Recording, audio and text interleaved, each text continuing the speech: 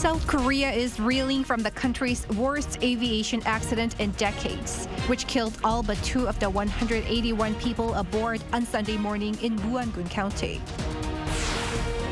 A week-long national mourning period has been declared following Sunday's tragic accident, as the country copes with the aftermath. Investigators are seeking an arrest warrant for President Yoon over his controversial martial law declaration, which is unprecedented for any sitting president. It's December 30th, 8 p.m. in Seoul. This is Newscenter. Thank you for joining us. I'm Yoon Jung-min. We start with a tragic accident here in the country. A Jeju Air flight arriving from Bangkok skidded down the runway at Muan International Airport in the south Sunday morning before crashing into a concrete barrier and bursting into flames. Our correspondent Park Ko-nu is standing by live at the site of the tragic event. Ko-nu, I heard the search operation is continuing. Yes, Chung-min, First of all, I'm currently standing close at the crash site at Muan International Airport, located in Muan County, southwest part of the country. It's truly devastating here, I must say, with the wreckage of the airplane still on site, although it may be difficult to see clearly for yourselves in the nighttime. And as you just said, search operations are continuing even at this hour, following all-night efforts that began the day before. Though the search for victims ended after 11 hours, the search for personal belongings is ongoing. This comes after the Jeju Air flight that departed from Bangkok on Sunday collided with the wall and became engulfed in flames after crash landing at Muan International Airport due to what some observers are saying was a malfunction that affected the aircraft's landing gear. The incident claimed the lives of 179 people out of the 181 on board, including 6 crew members. The majority of the passengers were Koreans except for 2 Thai nationals, while 11 were students. 157 out of the total deceased are reportedly residents of Gwangju and Jeollanam-do province. DNA samples from bereaved family members were collected at the airport, and the identities of at least 146 people have been verified as of Monday evening. Authorities say it'll take some more time to identify all of the deceased due to the severe condition of the bodies. A temporary morgue has been set up at the airport. Now, can you tell us more about the mourning atmosphere there? Of course. So mourners continue to visit joint memorial altars with at least 2 created in Muan. The closest one here is around 5 kilometers away from the airport, but the bereaved families are requesting one to be put up inside Muan Airport. So take a listen to what a bereaved family member had to say. The heads of families are dead. Sons and daughters are left by themselves without their parents. How could these people live on? Please provide the exact reason for the incident and ensure proper compensation. But now, the funeral procedures need to be prioritized. And so those joint memorial altars have also been set up across the country, including in Gwangju City, where many of the victims are known to be those residents. They will remain open throughout the week-long national mourning period. That's all I have for you now. Back to you, Chung-min. All right, that was our correspondent Park Ko-nu reporting live from the Muan International Airport, the site of Sunday's deadly plane crash. As authorities look into what caused the accident, officials have recovered the plane's black boxes, with flight data recorder found partially damaged, but its cockpit voice recorder intact. Choi Min-jung looks into the causes of the fatal crash. Muan International Airport issued a bird strike warning just before the deadly Jeju Air passenger plane crash on Sunday. 1 minute after the warning, the pilot, who had more than 6,800 hours of flight experience, issued a mayday call. And just a few minutes later, after a previous attempt to land, the plane landed without its landing gear extended and skidded down the runway before colliding with a wall. An investigation into the cause is underway, with many experts agreeing that a bird strike was the most likely cause. They say such an occurrence may have affected both the engine and hydraulic system, an important component of the landing gear. An expert says that the risk of a bird strike particularly increases during the winter as migratory birds flock to the area surrounded by lakes and muddy ground in search of food. While all airports are affected by birds to some extent, it seems that Muan, in particular, is situated in an area with a lot of bird flocks. Other aviation experts, however, have questioned whether a bird strike is enough to bring such a catastrophic outcome. They argue that pre-existing defects in the aircraft could have been a reason behind the crash, as some note that a second engine could have powered the landing gear even after the failure of the first one. Experts are looking for a clear answer. If we just go back a few days to the terrible images from Kazakhstan instead, we will remember that the airplane was bouncing all over. Here it's nice and straight and level.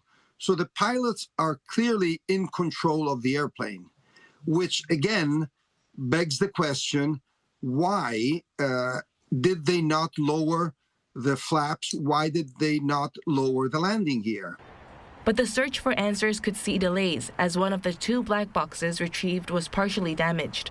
According to an official, the flight data recorder was damaged in the crash, whereas the cockpit voice recorder remained intact. The black boxes were transported to the Testing and Analysis Center at Gimpo Airport on Monday morning, where experts will work to determine which parts were damaged and how much data can be extracted. The official added decoding the flight data recorder could take at least a month, or even up to around 6 months if it needs to be shipped to the U.S. for decoding.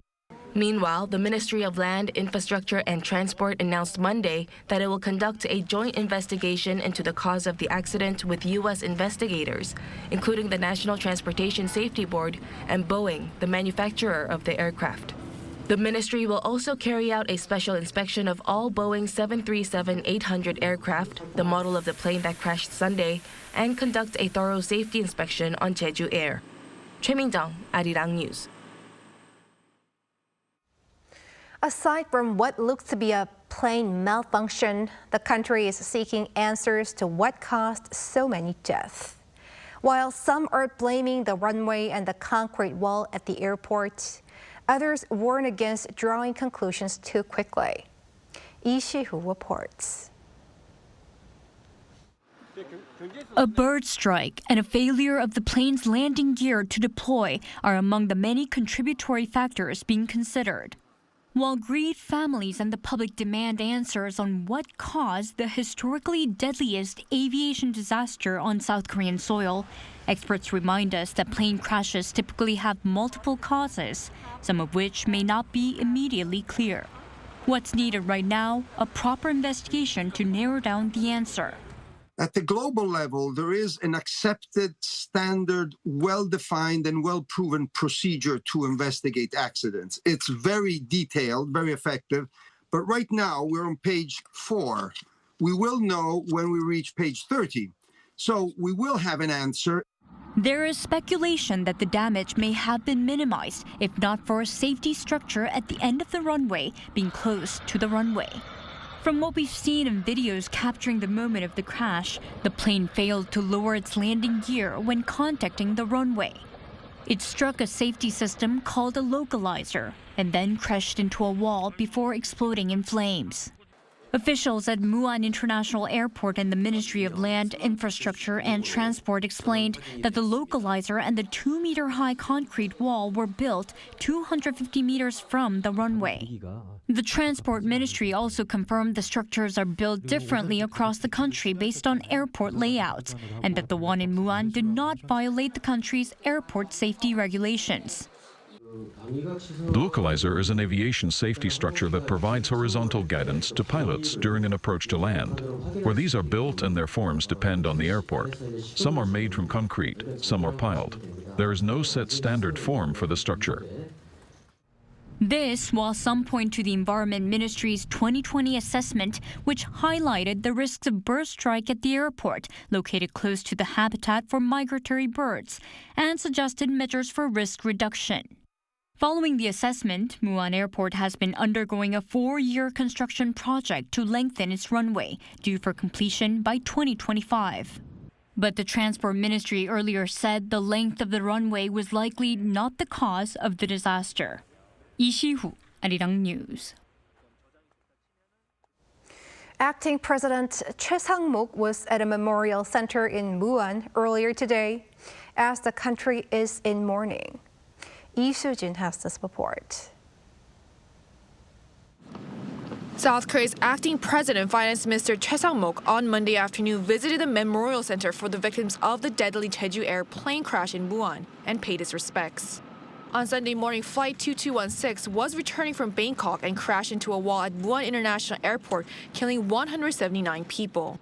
The visit to the county of Muan-gun, the site of Sunday's deadly plane crash, comes after a series of government meetings to coordinate comprehensive recovery measures.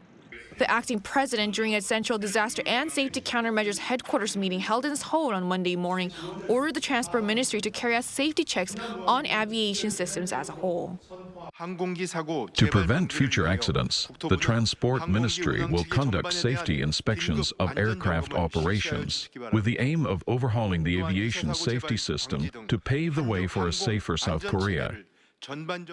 He later met with National Assembly Speaker Woo Won-sik at the National Assembly, where they discussed response measures in a closed-door meeting. A week-long national mourning period until January 4th was declared on Sunday. To mark the mourning period, joint memorial altars will be set up both near the site of the crash and across 17 cities and provinces. Government ministries, local governments, and public institutions will display flags at half-mast, and public officials will wear mourning ribbons. The acting president also said on Sunday that the county of Muan-gun will be designated as a special disaster zone, which allows central government funds to be used for recovery costs that would normally be covered by the local government. The designation provides condolence payments and medical expense coverage. The Supreme Prosecutor's Office also established an accident response headquarters on Sunday to investigate the cause of the crash more efficiently and thoroughly. Jeju Air, meanwhile, maintained that the crash was not caused by aircraft defects, saying that it always conducted maintenance checks before and after departure and that it did not operate an excessive flight schedule. The airline has pledged to do everything possible to support the families of the victims by cooperating with the Transport Ministry investigations and utilizing approximately $1 billion in liability aviation insurance. Lee Soo-jin, Arirang News. Korea's political parties have set aside their differences amid this national tragedy to convey their condolences to grieving family and friends of the victims. Kim Jong-sil has more. The devastating plane crash at Muan International Airport has prompted a rare moment of political unity. Leaders of both the ruling People Power Party and the main opposition Democratic Party have put aside their differences to focus on recovery efforts and provide support for victims and their families. Main opposition leader Lee Jae-myung, who has been on site for 2 consecutive days, directed all party resources toward recovery efforts on Monday morning. Amid the heartbreaking cries of grieving families filling Muan Airport, the entire nation is crying together. The priority right now is managing the aftermath. Our party will do everything we can, centering our efforts through the Aviation Disaster Response Committee. Kwon Song-dong, acting leader of the ruling People Power Party, also visited the airport and pledged full support for recovery efforts. He said a truly devastating and unimaginable tragedy took place, adding the party will do everything it can to help heal the families' hearts and provide the utmost support. Both leaders emphasized the importance of working closely with local governments and agencies with task forces established to ensure swift and thorough recovery efforts. Other opposition parties, including the Reform Party and the Rebuilding Korea Party, have also pledged their full support, further highlighting unity across the political spectrum. Parliamentary schedules, including committee meetings initially planned to address the martial law impeachment crisis, have been postponed to prioritize recovery efforts. Kim Jong-sil, Arirang News. And the international community has been quick to convey its condolences to those here in Korea as they seek to make sense of this latest loss. Lee Seung-jae covers the global response. World leaders have sent messages of condolence to the families of the victims and the Korean people after the Jeju Air crash at Muan International Airport. Taking to X on Sunday, European Commission President Ursula von der Leyen said she was heartbroken to see the images of the plane crash and expressed her deepest condolences to the families of the victims. German Chancellor Olaf Scholz also took to X to express his condolences to the victims' families and said he hopes for a speedy recovery for the two survivors. Ukrainian President Vladimir Zelensky on the same social media platform called the loss of each life an immeasurable tragedy, adding that Ukraine stands with the Korean people in their time of grief. Both Chinese President Xi Jinping and Japanese Prime Minister Shigeru Ishiba also sent messages.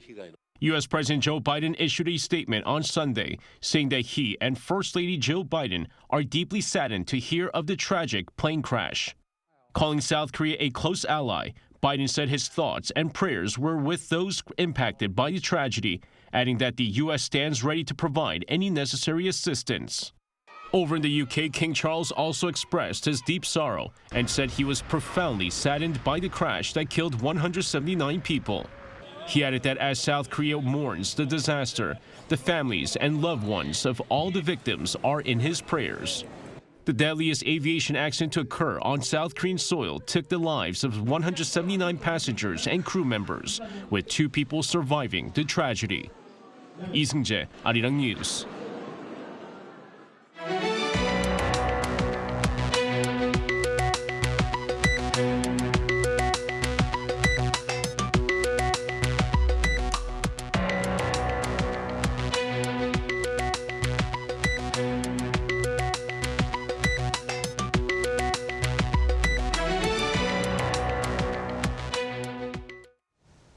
Authorities are now seeking an arrest warrant for President Yoon Song-yeol as he shunned a third summons for questioning with regard to his brief imposition of martial law. Our correspondent Kim Do-yeon covers this unprecedented event. For the first time ever, an arrest warrant is being reviewed for a sitting president.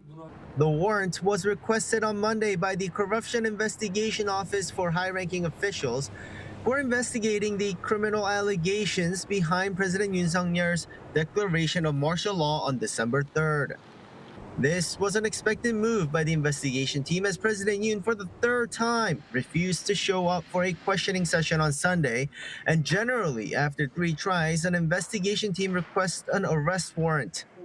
According to the joint investigation team made of the CIO and police, 2 charges were stated on the arrest warrant request. One for leading an insurrection and the other for abusing authority to obstruct someone from exercising their rights. The court will now decide whether to issue the arrest warrant or not after considering whether President Yoon's charges, including insurrection, have probable cause and whether he failed to comply with the CIO's summons without a valid reason. Meanwhile, Yoon's legal representative submitted a letter of opinion to the court in response to the CIO's decision. Addressing the public, an attorney for Yoon said the CIO does not have the authority to investigate insurrection charges.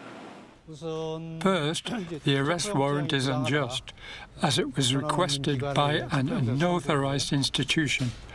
Moreover, it does not meet the requirements for an arrest warrant under our Criminal Procedure Act. That's the core issue. And in terms of the abuse of power charge, he first said a sitting president cannot be prosecuted for an abuse of power according to law. While the general opinion could be divided on that, the legal community generally agrees that an investigation must be minimal for this. He also said that declaring martial law is a constitutional authority granted to the president, and the primary discretion to exercise that authority also lies with the president, claiming once again that an insurrection charge makes no sense. Kim Do-yeon, Arirang News.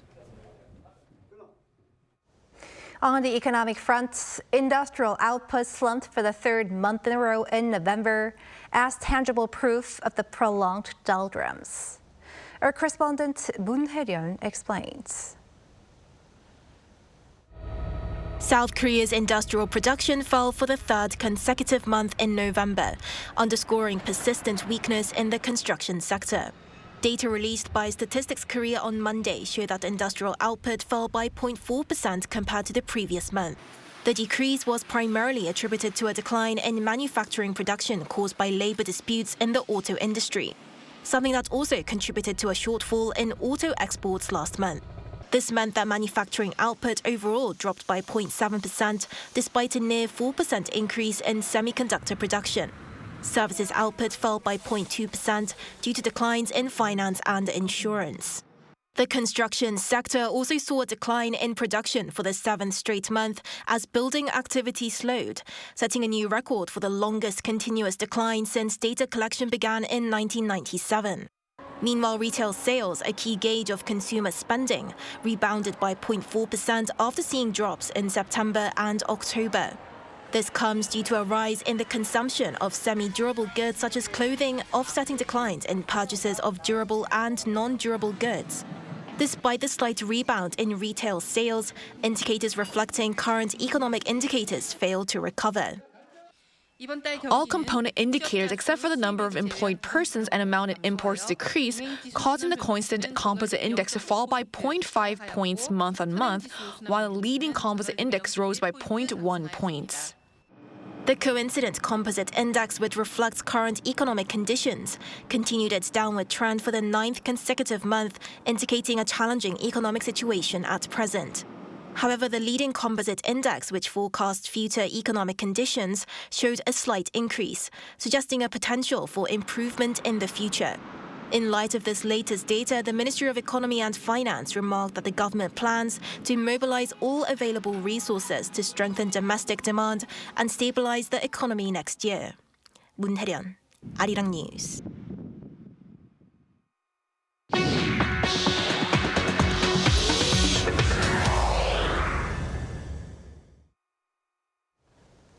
It has been a year of ups and downs, not just here in Korea, but around the globe, particularly in the political arena. Looking back on 2024, earlier I had a chance to talk to correspondents for Voice of America, Mainichi newspaper, and Le Monde. Take a look. Chris, let me first start with you. U.S. President-elect Donald Trump must be busy leading up to his inauguration in a few weeks. What's grabbing the headlines these days there ahead of the leadership change?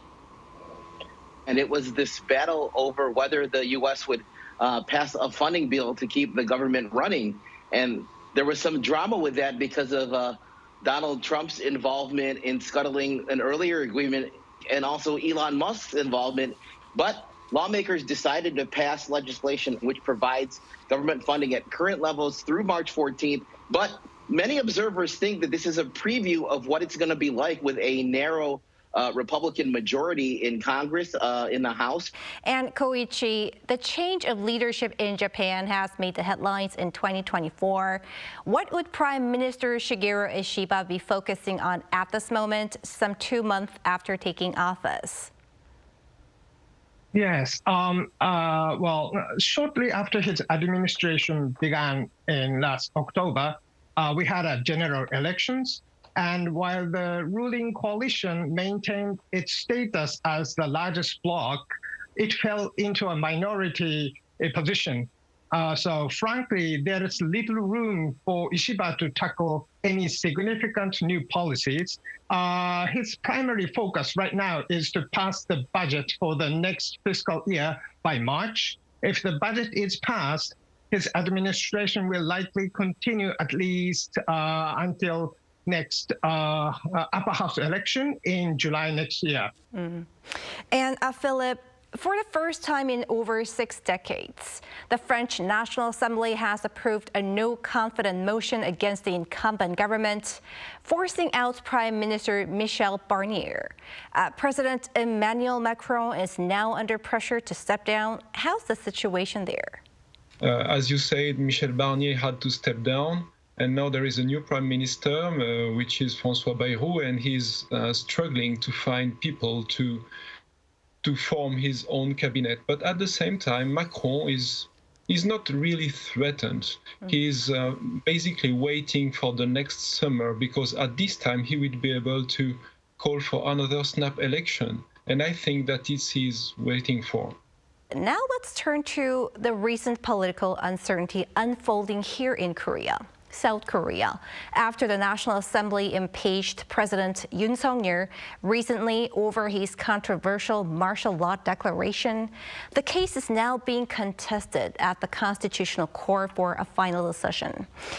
Chris, the U.S. has underscored Washington's alliance with Seoul amid a de facto leadership vacuum here in Korea. How does the U.S. media forecast the relationship between the two allies under a second Trump presidency? Well, they're expecting a marked change from the Biden administration, which favored a multilateral approach to dealing with North Korea. And analysts say Trump might bypass South Korea entirely, as seen during his first term. And this is according to Daniel Snyder, who is a lecturer in East Asian Studies at Stanford University. And he highlighted the challenges for South Korea if U.S.-North Korea summit diplomacy resumes. And Koichi, how does the Japanese media forecast bilateral cooperation down the road? Well, actually, recent improvements in Japan-South Korea relations have been largely due to President Yoon's decision, but still, meanwhile, international dynamics are shifting, and including Russia's invasion of Ukraine and strengthening cooperation between North Korea and Russia, as well as ongoing U.S.-China rivalry. I think given both nations' economic challenges, it seems Japan and South Korea have little choice but to cooperate.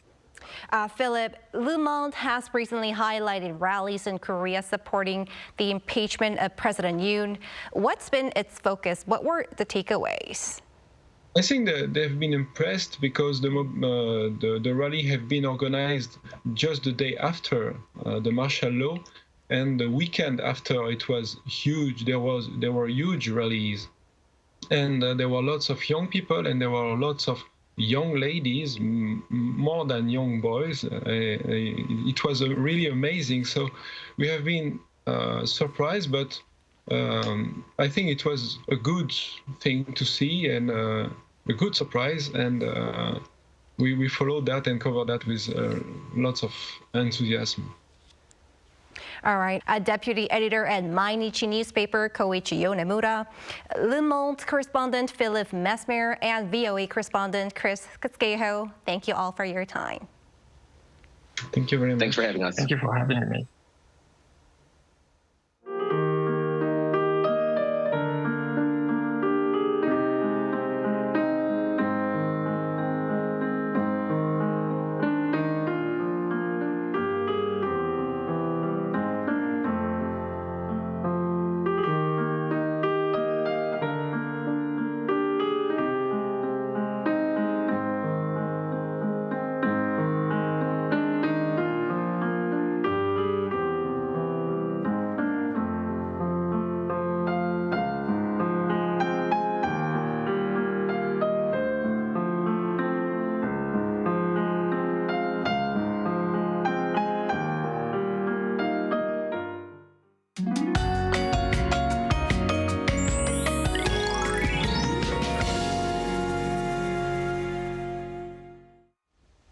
Skies were murky today throughout the country. The temperature stayed above the norms, and it was as warm as early March. For the time being, temperatures will exceed the previous years without any severe cold. Some areas have been seeing some occasional rain or snow. Up to 5 centimeters of snow will accumulate in Gangwon-do province by early tomorrow morning. In eastern parts of Gyeonggi-do province, Chungcheongbuk-do province, northeastern parts of Jeollabuk-do province, and northeastern parts of Gyeongsang-buk-do province, about 1 centimeter of snow or about 1 millimeter of light rain is forecast. Tomorrow, Chuncheon will start off at -6 degrees Celsius, Gwangju and Gyeongju 1 degree. Highs will move up to 3 degrees in Seoul and Chuncheon, Daejeon and Gwangju 6 degrees. It will be possible to enjoy the last sunset of this year and the first sunrise of the new year without any news of snow. That's all for Korea. Here are the weather conditions around the world.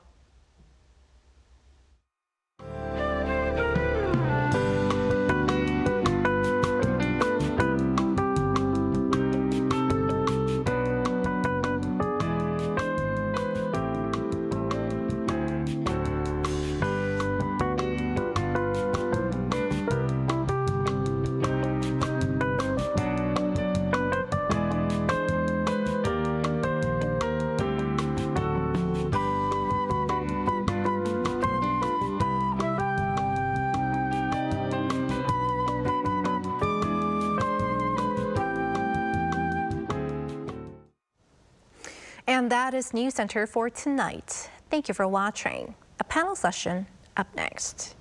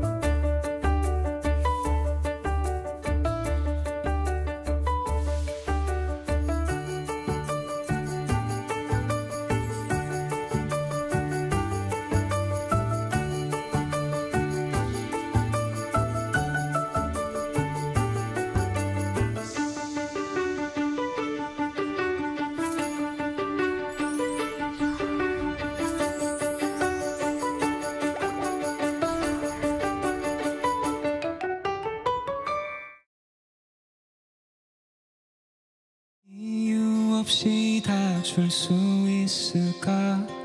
내가 날 속이는 건 아닐까? 가시가 오늘도 자라난다. 그걸 안아줄 사람 있을까?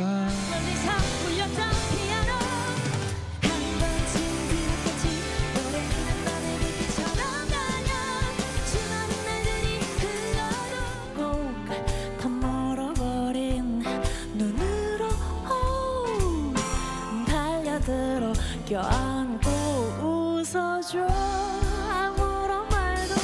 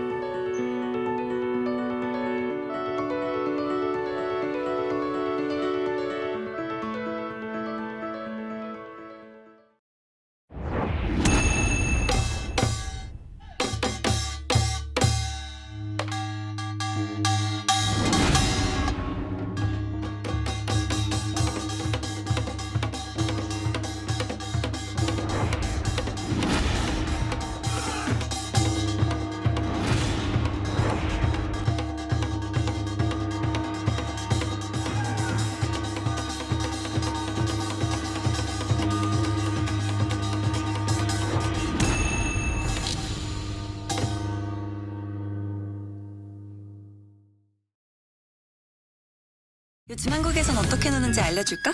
한국에선 아이돌이 되어볼 수도 인생 번호를 찾을 수도 있지. 제일 핫한 포토 스팟은 여기.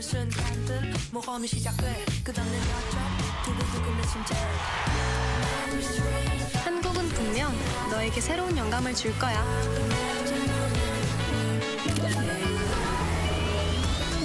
이런 한국 와보지 않고는 모를걸?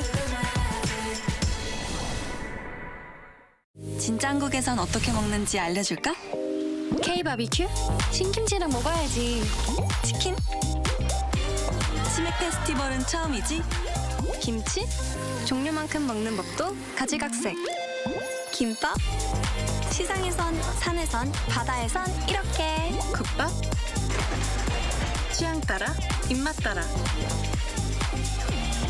이런 한국, 와보지 않고는 모를걸?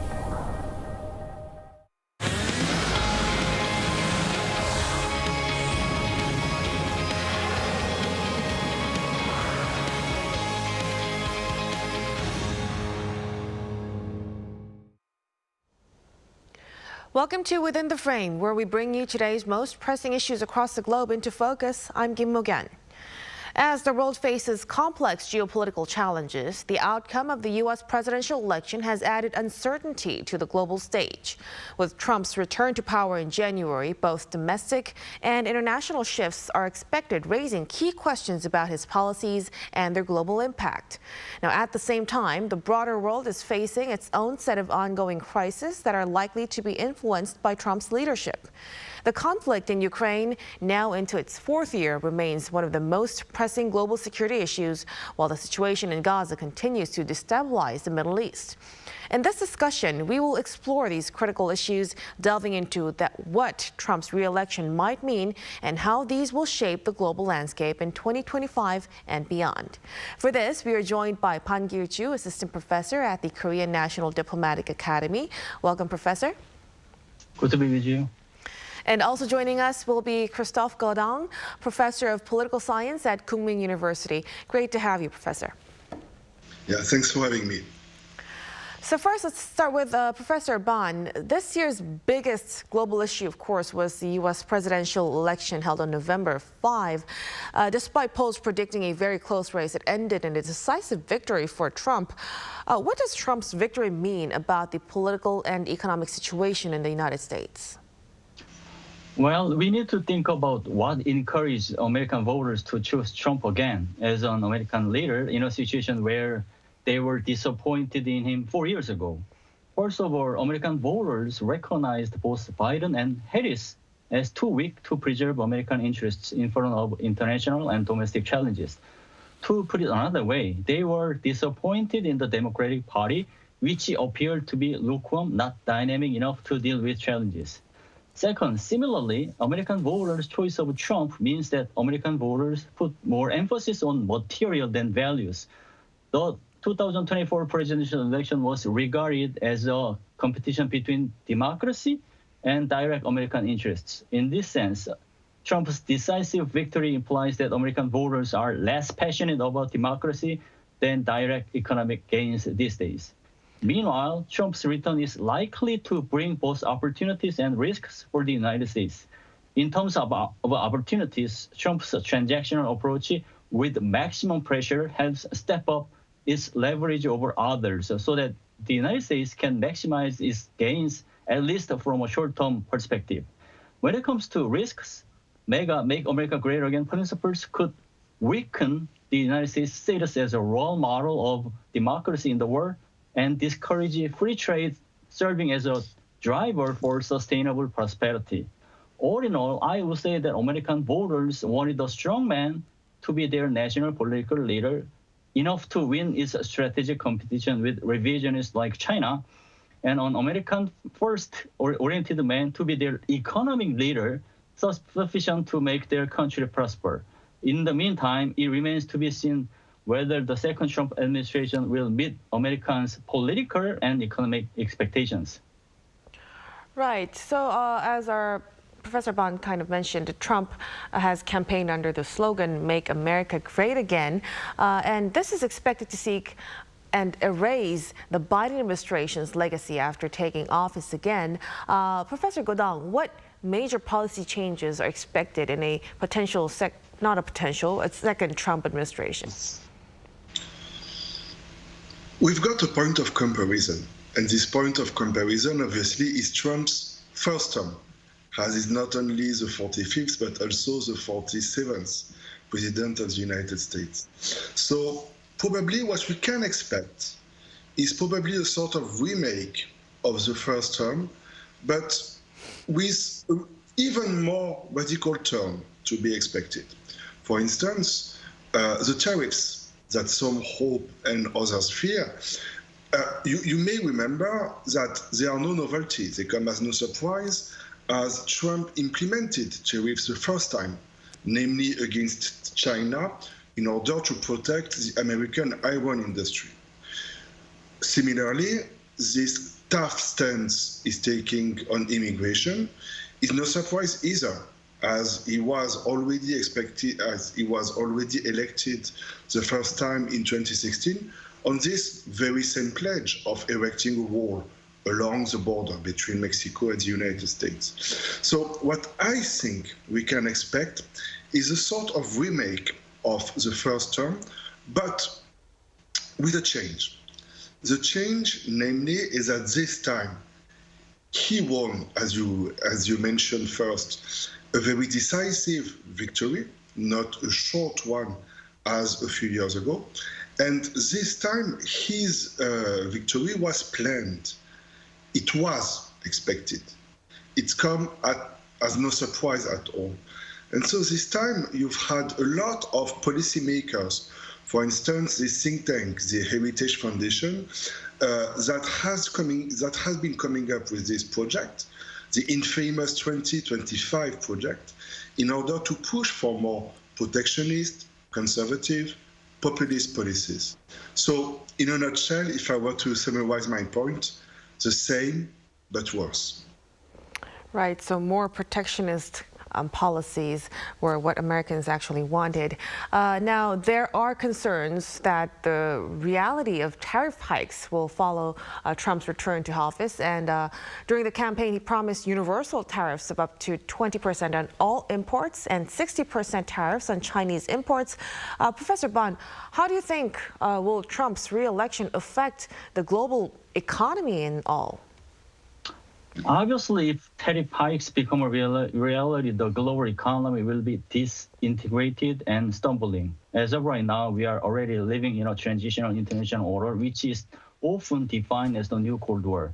Under the New Cold War mechanism, zero-sum logic is at the forefront as opposed to the non-zero-sum logic.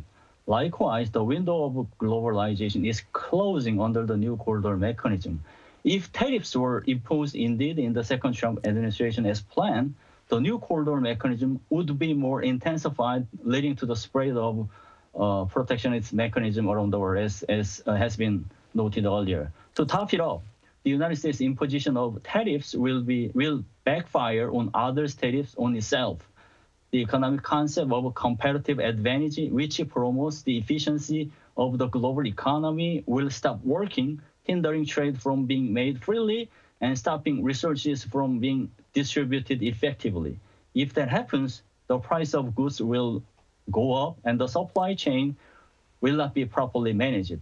In particular, if the United States imposes 60% tariffs on Chinese goods, China will rush to impose similar levels of tariffs on American goods, leading to the possible outbreak of a trade war.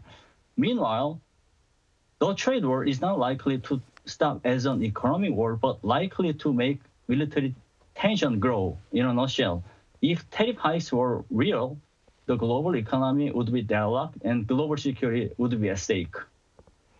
Right, so let's hope that would not happen. Now, with Trump's victory, the Republican Party now controls both the Senate and the House of Representatives, and Trump has filled his administration with loyalists, of course. With both the executive and legislative branches under his control, will the Trump-controlled governance continue, Professor Goudin? Oh, in a nutshell, probably yes. Very much so, because the difference with what happened now 4 years ago is that this time all internal opposition has been swept away from the Republican Party. The only major figure in the Trump administration that exists on his own will be Elon Musk, probably, that is not owning everything to President Trump. But Musk is no professional politician. As he was born a South African citizen, he cannot run for president next time. So therefore, you can expect his input to be minimal in terms of policies that will be implemented on a daily basis. Again, this is what we saw a few years ago, because there is no major figure that you can remember from Trump's first term, but Trump himself. And so this time, I think it will be even worse. These old school Republicans, for instance, like, say, Mitch McConnell, that used to be the whip of the Republican majority in Senate, he's retired now. So all of those old school Republicans, they don't exist anymore. What we have is hardline Trumpers all over the Republican Party. So with this Trump-controlled administration, Professor Ban, the launch of his second term could bring major challenges for the South Korean government. In particular, what pressure might the government face regarding the defense cost-sharing agreement for U.S. forces Korea, and what changes are expected in U.S. policy toward North Korea as well? Well, when Trump returns to the White House, key security principles that have been maintained for a long time are expected to be stumbling or even changed, including the ROK-US alliance. Trump is less willing to differentiate between allies and enemies while heavily relying on a transactional approach. The different-looking perspective caused by this transactional approach could make the ROK-US alliance be challenged, similar to the previous case that had happened under the first Trump administration. Despite the possible challenges, I don't think that ROK-US alliance will be gone. However, as the second Trump administration attempts to renegotiate the SMA Special Measures Agreement with South Korea in terms of defense cost sharing, the ROK-US alliance could become less valuable and is seen as less cohesive. In particular, although the second Trump administration does not want to decouple the ROK-US alliance, it is most likely to take advantage of the United States forces in Korea and ask for more money than the money that had already been negotiated under the Biden administration. What worries me is that when the United States raises the issue of the reduction or withdrawal of American troops in Korea just as part of the negotiation tactics, South Korean citizens could be less trustworthy in the United States security commitments, including in its nuclear umbrella, which might end in making alliance weaker. To top it up, the Trump could rush to meet Kim Jong-un even in a situation where the ROK-US alliance seems to be less cohesive. I believe that the United States will consult with South Korea before the bilateral meeting between the United States and North Korea, but a hasty meeting will be still risky in the sense that North Korea could take advantage of this meeting as an opportunity to be officially recognized as a nuclear power in the world. So South Korea needs to strongly demand that the United States hold detailed consultations with South Korea early enough and detailed, including agendas and key objectives of possible meetings. Right, so close communication between Washington and Seoul would be the key. Now, meanwhile, two major conflicts, the war in Ukraine and the Gaza conflict, continued this year. Professor Godong, first, could you assess the current situation of the war between Ukraine and Russia, which is already 3 years now? In fact, these two conflicts, you are right to mention them because they are the two major conflicts that the world is facing now. But still, they're different. The only thing they have in common is that in both cases, the US is involved. The US is involved with supporting Israel on the one hand and Ukraine on the other hand. But the difference is that in Palestine, Israel is the power dropping bombs, while Ukraine is obviously at the other end of the spectrum, as Ukraine is under Russian bombs. So now, what is interesting with this conflict in Ukraine is that Ukraine, as we all know, can only survive, can only endure with the help of the US. Ukraine has been resisting much better than most observers expected. Western economic sanctions are kicking in. We know now that Russian economy is meeting its limitations. So the money, the time, the efforts that the US has been investing in Ukraine are paying off. However, ironically enough, they are paying off just when a new president is elected and when this president very obviously has been vocal about his will to withdraw from this conflict. So now it is extremely difficult. It's always difficult, first, as a rule, to say what President Trump is having in mind. But should he withdraw abruptly from Ukraine, you could expect the conflict to end very soon, and you could expect President Putin finally to be able to meet most of his objectives, which is why, as obviously all of this would be making Russia's position stronger and America's position weaker, I am not sure that Trump, who's the most vocal proponent of American interest recruiting off, I'm not sure that he would be giving such a huge present to President Putin. Wait and see here. Right, so we'll have to wait and see until President Trump takes office in January. But the war in Ukraine has entered a new phase this year with the deployment of North Korean troops, of course. Professor Ban, what kind of impact has the deployment of North Korean soldiers had on the Ukraine war? I would say that the deployment of North Korean troops has a ripple effect in many ways, politically, strategically, operationally, and tactically. First of all, it turns out the rise of geopolitical convergence to the policy area. Under the transitional international order, we face geopolitical convergence where security in one geopolitical region cannot be separated from security in another geopolitical region. The deployment of North Korean troops makes this geopolitical convergence stronger and encourages countries to adopt geopolitical linking policies. For example, the fact that South Korean government sent an observer team to the Eurasian front line clearly shows how it attempts to recognize the geopolitical convergence and adopt policies related to it. Second, it changes strategic mechanism in the world as well as in the region. The deployment of North Korean troops shows how fast the new strategic alliance between North Korea and Russia moves simply beyond the Eurasian front line. The strategic ties between North Korea and Russia are intended to revise the international order in their favor against American-led illiberal order. Since this strategic deal has a long-term goal, the second deployment of North Korean troops is likely. Third, the deployment of North Korean troops helps them familiarize modern operations, including drone warfare. Their learning of modern operations is expected to help them better prepare for the Second Korean War as well, in a situation where Kim Jong-un ordered the military to fulfill war preparedness.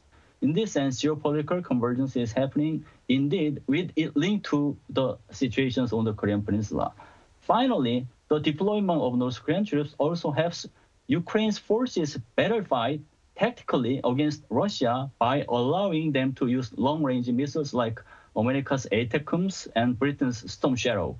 Moreover, the United States stepped up its military support for Ukraine in return for the deployment of North Korean forces. In this vein, Ukrainian forces are not only perplexed by the deployment of North Korean troops, but also are ironically better armed by them. Right.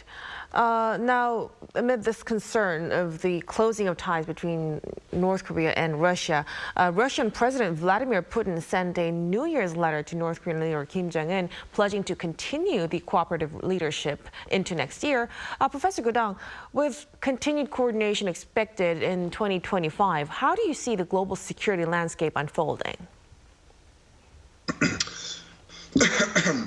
Well, it's been a few years now that Vladimir Putin has tried to establish himself as basically the leader of all anti-American forces all over the world.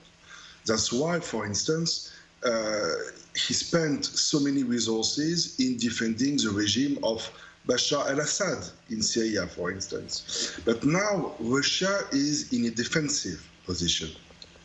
The invasion of Ukraine didn't go as planned, because as you mentioned, so it took place almost 3 years ago now, and the conflict is not coming to any end.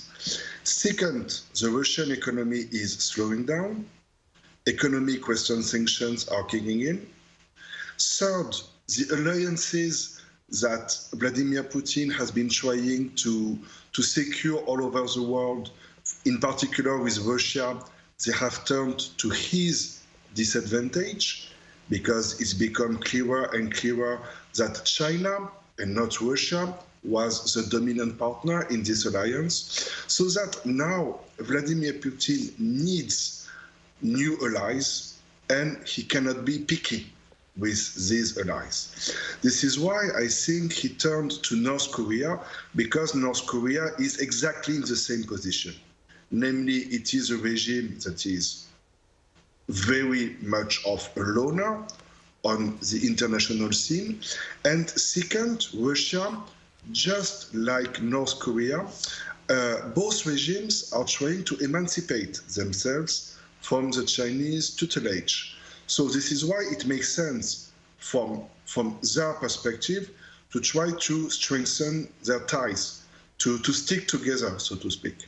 So you can expect Russia to keep developing ties with North Korea, but at the same time, the impact of this alliance globally is very questionable, in my opinion. Of course, in East Asia, it is a very disturbing influence, and South Korea needs to be very careful about all of this. But on a global scale, what allies do Russia and North Korea have? Actually, very, very few, which also makes them even more dangerous, because we all know in international relations that when a regime, in particular an authoritarian regime, is backed into a corner, these regimes have a tendency that has showed countless times in history, a tendency to become more and more aggressive. Mm-hmm. So which is why these ties between North Korea and Russia are actually very bad news. They're very concerning, if not for the world, at least for the East Asian region. Right. Now, circling back to what Professor Godang has mentioned a while ago about Trump being vocal about trying to end the war in Ukraine and Russia as soon as he gets office. Professor Ban, how do you see things moving forward after Trump's inauguration regarding the war in Ukraine? Well, Trump's return to the White House will serve as a source of both stability and instability, as well as both risks and opportunities. Both the Ukraine war and the Gaza conflict have been underway much longer than expected. In particular, the Ukraine war has been deadlocked with little possibility of a ceasefire as of right now. In the meantime, those geopolitical conflicts have caused heavy casualties of many people, including innocent civilians. In this sense, it is right about time to make a new world trial in a fresh way. Having said that, Trump's inauguration served as a momentum for this new attempt, because he is very good at stepping up the leverage over others, including Russia and Israel. It seems that all parties have already put more emphasis on making a ceasefire deal than before, around the time of Trump's return. So the Trump two fronts are expected to be more dynamic than before in terms of the efforts for a ceasefire. However, I'm not sure whether his return leads to the evolution of the two fronts or their degeneration at the end of the day, because how to well end the war matters more than how to fast end the war from a long-term perspective. Whether it turns out the evolution or not is most likely turned to how well the second Trump administration appears to serve as an impartial mediator for all parties involved, and how well it is armed with robust carrots and sticks. In addition, since Trump's leverage is likely to lower as time goes by, I would say that it should get things done as an early stage of the second Trump administration, which means that it will be a tough job and a difficult task even under Trump. Right, so let's hope for the war to be ended in a well instead of just being fast. We'll have to leave our discussion right here. Many thanks to Professor Ban and Professor Godang again for your insights tonight. We appreciate it. Thanks for having me. No, that'll be all from us on Within the Frame. Be sure to tune in next time as we continue to explore the stories that matter. Until then, stay informed and engaged.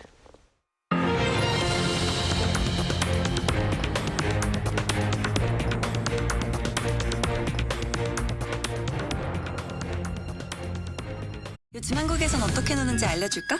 한국에선 아이돌이 되어볼 수도 인생 거절을 찾을 수도 있지. 제일 핫한 포토 스팟은 여기.